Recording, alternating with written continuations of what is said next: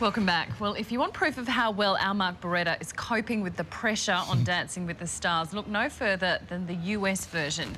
Contestant Marie Osmond and her partner had just finished a performance this week. Pretty rigorous, isn't it? This happened during the judging.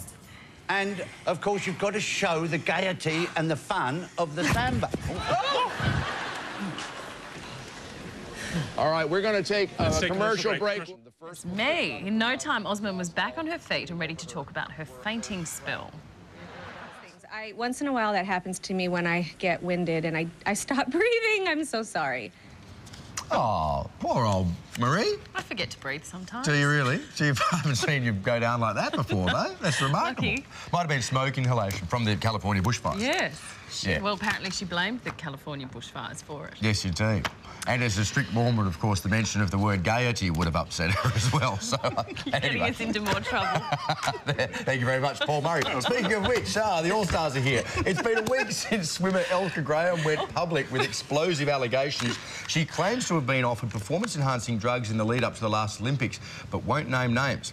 Head Aussie swim coach Alan Thompson says the saga has damaged the sport.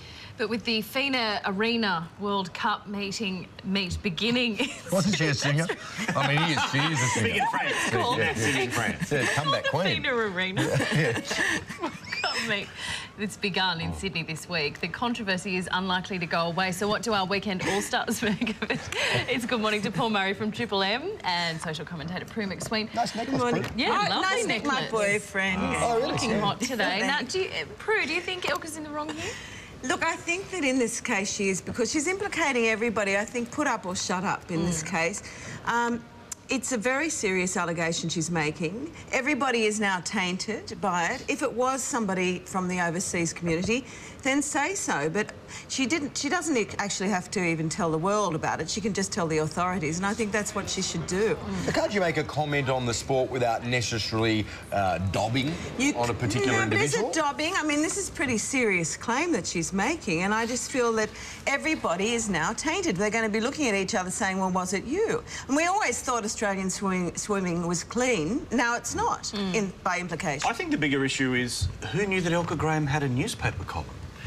If you had legs like that, you'd have a newspaper column. I understand, I Should be broadsheet, not tabloid. But I also love that she did herself absolutely no favours when she was at the Opera House and had the first chance to kind of add any detail to it, and then kind of a little bit like a naughty kid was like, no, I've only said what I said in the paper, I'm sorry. But I can reveal an exclusive for the program.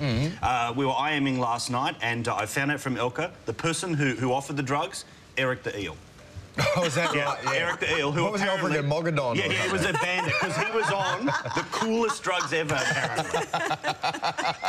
Just a look, was there an exclusive strap across that? I just want to make sure. Breaking news. Yeah, please.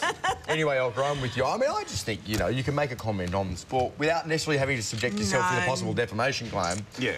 But we're not saying even do it, don't do it publicly necessarily, but talk to the maybe that's a good idea. officials. Go to the There are authorities. channels to do these sorts of things.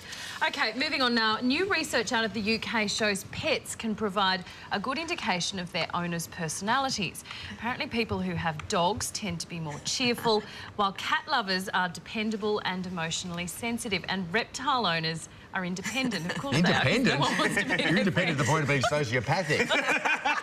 And no offence to reptile owners. Oh, here we go again. But nobody is happier than a keeper of tropical fish. I find that extraordinary. What? Watching fish must make you very Yes, calm. indeed. Prue, do you have a pet? Look, not one that is an animal. I did have... Well, he gave you that a necklace. ferret.